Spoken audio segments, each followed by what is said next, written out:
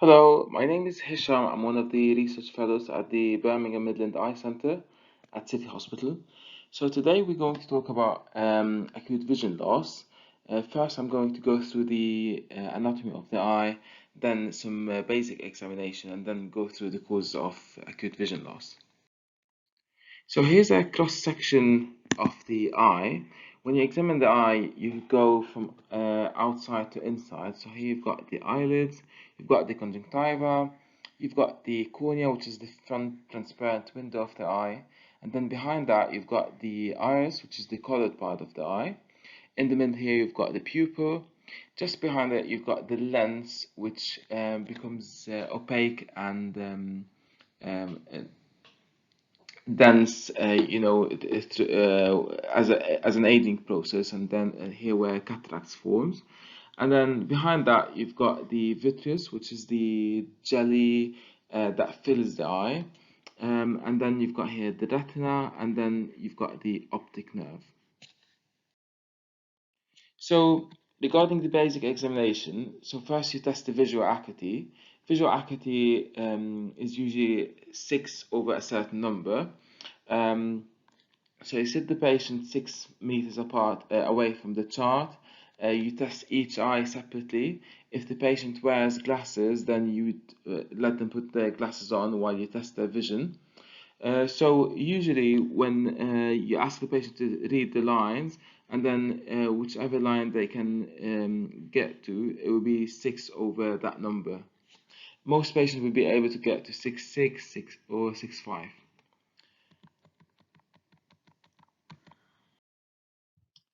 Then regarding the pupillary examination, so here we've got the RAPD, which stands for Relative Afferent Pupillary Defect. So usually, when light lands on the retina, that is transmitted to the optic nerve through the optic chiasm here, and then the optic tract, and to the Edinger-Westphal nucleus. So from the Edinger-Westphal nucleus, impulse or message is generated to both eyes through the third cranial nerve, and that is to the constrictor pupillae muscle, and that leads to constriction of both pupils. So got when you've got a defect in on one side, so let's say in this case you've got the optic nerve on the left side is damaged. So when you shine the light on the right side, that travels to the right optic nerve, and then through the right optic tract until it gets to the Edinger-Westphal nucleus, and then that goes to both eyes through the third cranial nerve, so both pupils constrict. Whereas when you move the light to the other side, so since the this optic nerve is damaged on this side, so the message is not transmitted to the Edinger-Westphal nucleus, so both pupils dilate or remain dilated. So that's a positive RAPD. So a positive RAPD is when you swing the light from one eye to the other, and you get a difference in the size of the pupil. So in this case, it was first constricted here, and then we moved to the other eye because there's a defect in the afferent pathway that led to the dilation of the pupil. So now we're going to talk about the common causes of sudden vision loss. First, we're starting with vitreous hemorrhage is one of the causes of sudden vision loss, and that is preceded by floaters. Is common in diabetics, especially if they've got diabetic retinopathy. Proliferative diabetic retinopathy, because these patients will have neovascularization, and then these new blood vessels can bleed into the vitreous. Also, it can happen in retinal tears, because that can damage some of the blood vessels, and then that can bleed into the eye. So these patients, when you examine them, they wouldn't have IAPD, but the fundal view depends on how severe the vitreous hemorrhage is. Usually with these patients, you want to rule out a retinal detachment, but they need to be referred to ophthalmology for further assessment. Now we'll talk about causes that involve the retina. Central retinal artery occlusion, or as we call it, CRAO. So that would present as a sudden severe visual loss, painless, of course. So these patients would typically have some risk factors, cardiovascular risk factors, or previous TIAs or strokes, or AF, so anything that would form an emboli. That would present with a typical classic sign that we call cherry red spot, as you can see here. They would have a positive RAPD because the retina, the inner two-thirds of the retina is or ischemic and probably dead. So the central retinal artery, the branches of the central retinal artery are arteries, and they supply the inner two-thirds of the retina. So when you've got an occlusion in the central retinal artery, that means that that part of the retina has got no other supply.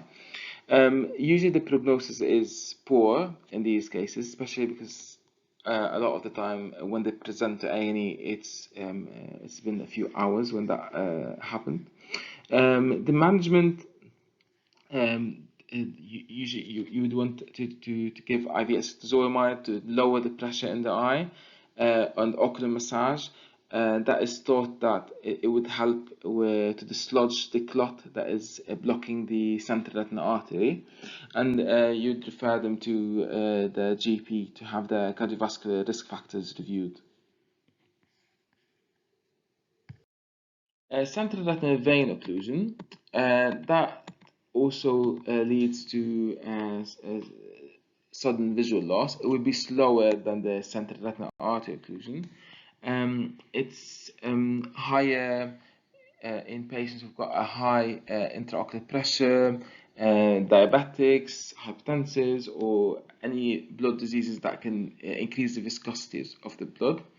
As you can see, they'll have hemorrhages, disc swelling, and cotton wool spots. And that typical presentation, we call that a stormy sunset appearance. These patients, you'd usually want to control their cardiovascular risk factors and control the intraocular pressure if it's high, and then treat their complications if they develop any complications in the future. Retinal detachment, and that's a very important one as well. Typically, they would present with a curtain or shadow blocking their vision. Might be preceded by some flashing of light or floaters. This is higher in short-sighted, myopic patients, and they can happen after trauma. So when you examine the retina, you see it as you can see here on the picture, it's that the retina is detached. What you would care about in these patients is that if the macula is on or off, if it's detached or not. So the macula is just here, and it's responsible for the central vision in that eye. So if the detachment is not involving the macula, you would want to operate on these patients as soon as possible, because if left untreated, this can lead to the detachment of the rest of the retina, of the the macula, and you want to preserve the central vision. So they will need urgent refer to ophthalmology. Here we've got a few conditions involving the visual pathways. So here we talk about vision loss involving the optic nerve. So in this case, we've got arthritic anterior ischemic optic neuropathy, and especially temporal arthritis. These patients would typically be above 50 or 55 years old, and might have polymyalgia rheumatica as well. Typically, they would present with vision loss, acute vision loss, associated with a temporal headache, jaw claudication that would manifest as tiredness or pain on chewing, scalp tenderness especially when they're brushing their hair. On examination, you would see a swollen optic disc and a positive IAPD, and that's because the blood supply to the optic nerve is affected. Um, they will have these patients will have a raised ESR and CRP, so basically they're inflammatory markers, and they will need a temporal artery biopsy. Um, Temporal artery biopsy does not happen overnight usually. So if you've got a high suspicion that is an arthritic anterior ischemic optic neuropathy, then you'd start high dose steroids, and that would save the site. Optic neuritis, that is very common in patients with MS. It can be idiopathic as well. Females are more prone to have optic neuritis. These patients would complain of unilateral acute vision loss, decreased color vision, or kind of decreased saturation of the colors in the eye, sometimes visual field loss, and pain on eye movement. On examination, they will have a swollen optic disc, positive IIPD. These patients will need an MRI to rule out MS, unless they are known to have MS. Oral steroids are offered to patients known to have MS. I thought it would be worth mentioning TIAs and strokes because these can lead to sudden vision loss as well. They're usually associated with other symptoms of TIA and stroke, such as sensory or motor loss, slurred speech, etc. So if you look at this diagram here, so this is the field that we see in front of us. That's the big image that we see in front of us. And then these are the retinas here. And you notice that the image is what we see is always horizontally and vertically inverted. So that's the retina, and then you've got the optic nerve just behind it, then the optic chiasm, optic tract, lateral geniculate body, then the optic radiations that travel through the parietal and temporal lobe, and then the visual cortex here. So just to make things simpler, we say that the visual, to understand it in an easy way, so that's the visual cortex on the right side sees the left halves in every eye. So if you look at that one here, so if you've got a lesion in the visual cortex on this side, then you would lose the on the right side, you'd lose the left halves in every eye, which leads to homonymous hemianopia. And that is important because in strokes involving the parietal or temporal lobe or even the occipital lobe, you can see visual field loss. If the stroke or TIA is involving, or any mass or lesion is involving any of those optic tracts, then you'd see a quadrantalopia, so loss of one of the quadrants. Depends on which area of the visual field it supplies, or the retina. These patients will need to be referred to the medical team for further assessment and management. The last thing that I'm going to talk about today is migraines, especially with aura. These patients typically present with those zigzag flashing of light or zigzag multicolored lines that would be associated with or followed by unilateral pulsatile severe headache and phonophobia, photophobia, nausea. Sometimes they can have a scotoma, means a visual field defect, and that can sometimes include tunnel vision or complete vision loss. So usually the diagnosis is clinical, but you'd refer if the neurological deficit is not improving, is persistent, or if the history is atypical. The treatment would be just exactly the same as, just normal migraine, NSAIDs for mild attacks, triptan combined with NSAIDs and paracetamol for more severe attacks, and propranolol and topiramate for to prevent further attacks.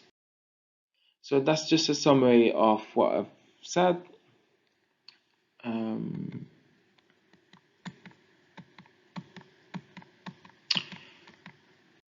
And then I've got the references, the Oxford Handbook of Ophthalmology, which is more guided to ophthalmologists and a bit advanced. The Basic Ophthalmology, which is a book by the American Academy of Ophthalmology. It's a very easy and straightforward book. It's made for medical students. So I will leave that to you. Depends on your level. All right. Thank you for listening.